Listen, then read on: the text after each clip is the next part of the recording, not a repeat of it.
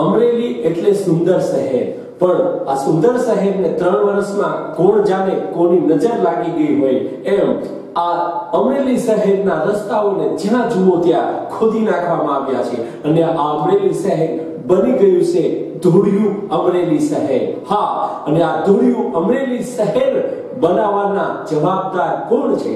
તંત્રની આંખ ઉઘડતી નથી, એકાબીજાને ખો આપવામાં બધા પડ્યા છે। હા, રાજનેતાઓને પણ અમરેલી માટે કોઈ સમય નથી।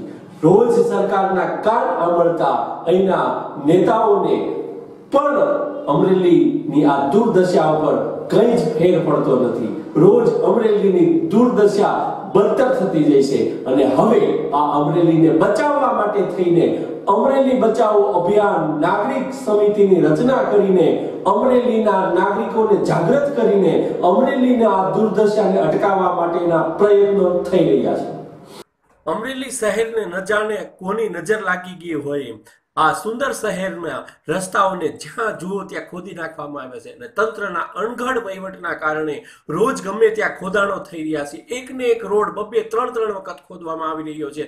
અલગ અલગ લોકો આ રોડને ખોદી રહ્યા છે, કંપનીઓ જેને જ્યાં પાવે એમાં રસ્તાઓ ખોદવામાં આવી રહ્યા છે। જનતા હેરાન છે, જનતા પરેશાન છે, પણ નેતાઓને કાંઈ ફેર પડતો નથી। મત માંગવા નીકળતા નેતાઓ અમરેલીની આ દુર્દશાના જવાબદાર છે। કોણ છે આના જવાબદાર? તંત્રની આંખ ઉઘડતી નથી, ત્યારે અમરેલીના નાગરિકો જાગી રહ્યા છે ને અમરેલી બચાવ નાગરિક અભિયાન સમિતિની રચના કરીને અભિયાન અંતર્ગત વિવિધ કાર્યક્રમો અંગે ચર્ચા વિચારવા અને કાર્યક્રમોને આખરી ઓપ આપવાની બેઠકોનો દોર શરૂ થઈ ગયો છે। અગ્રગણ્ય નાગરિકો અને શહેરની વિવિધ સામાજિક ધાર્મિક સંગઠનો તેમજ સ્વૈચ્છિક સંસ્થાઓ પ્રતિનિધિઓ પણ મીટિંગમાં શશાંક મહાજન પાર્ટી પ્લોટમાં એકત્રિત થયા હતા અને હવે એ અમરેલી બચાવ નાગરિક અભિયાન સમિતિ હર રોજ એક નવા કાર્યક્રમ સાથે અમરેલી બચાવવાની મુહિમ છેડી રહી છે કે આમ તો સૌથી વધુ વાંક આપણી અમરેલી શહેરની જનતાનો જ છે। હું ચૂંટણીઓમાં પણ જાહેર ભાષણોમાં બોલેલો છું કે નગરપાલિકાના સભ્યો હોય, જિલ્લા પંચાયતનો સભ્યો હોય, ધારાસભ્યો હોય, સંસદ સભ્યો હોય, પક્ષની સામે ક્યારેય નહીં જવાનું, એકવાર મત આપવાનો। એની ટર્મમાં 5 વર્ષમાં એને યોગ્ય કામ ન કર્યું હોય તો એને ઘરે જ બેસાડી દેવાનો। આવું જ્યાં સુધી પ્રજા નહીં સમજે, મતદારો નહીં સમજે ને ત્યાં સુધી કોઈ લોકપ્રતિનિધિત્વ કામ કરવાના નથી અને આ લોકોને ભાન કરાવતા શીખશો ત્યારે લોકો તમને કામ આપશે, ત્યાં સુધી કોઈ કામ આપશે નહીં।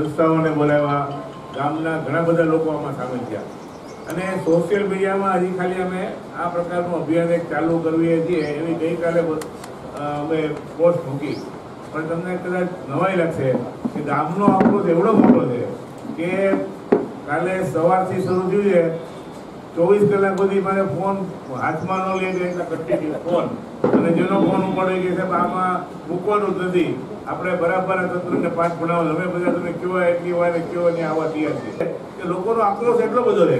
કેમ કે મેં ઘણી વારંવાર કહું છું અમરેલી જ્યારે બોડી વાવણીનું ખેતર હોય ને આપણે ભગવાન ભરોસે છોડી દીધા હોય એમ આપણી ઉપર અલગ અલગ પ્રયોગો બધા તંત્રો કરતા હતા અને કમનસીબે આપણે બધા પણ થોડાક ઉદાસીન રહ્યા અને એને કારણે અત્યારે આપણે એવી પરિસ્થિતિમાં મુકાઈ ગયા છે કે આપણે ઓલરેડી આપણી પાછળ ચોપડેનો ખર્ચો થઈ ગયો છે, સરકારના કાગળોમાં આપણી કરોડો રૂપિયા વપરાઈ ગયા, પણ શહેરની સુવિધામાં હજી ફેર પડ્યો નથી। આગામી દિવસોમાં કેટલો ફેર પડશે એના પણ પ્રસ્તાવ તો આપણા મનમાં ઉભા છે, કેમ કે જે વાત થઈ એ પ્રમાણે જે પ્રકારનો કામ થયું છે, જે અણઘડ રીતે ભૂગર્ભ ગટર થઈ છે, બીજા કામો થઈ રહ્યા છે, એમાં એ આવનારા દિવસોમાં પ્રજાને કેટલું કામ આપશે એ પણ એક આપણા મનમાં મોટી ચિંતાનો વિષય છે. જે થઈ ગયું તો થઈ ગયું, આપણે કોઈને વ્યક્તિગત કે કોઈ સંસ્થાને કે દોષ દેવો નથી, કોઈ પક્ષની વાત નાખવી નથી, પણ નાગરિકોનો એક અવાજ ઉભો થવો જોઈએ.